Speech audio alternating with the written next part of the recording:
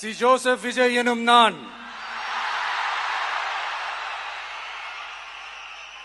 தமிழ்நாட்டு அரசின் முதலமைச்சர் என்ற முறையில்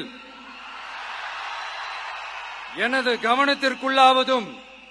தெரிய வருவதுமான எந்த பொருளையும் முதலமைச்சரின் கடமைகளை உரியவாறு நிறைவேற்ற தேவையான அளவுக்கன்றி ஒருவரிடமோ பலரிடமோ நேர்முகமாகவோ மறைமுகமாகவோ அறிவிக்கவோ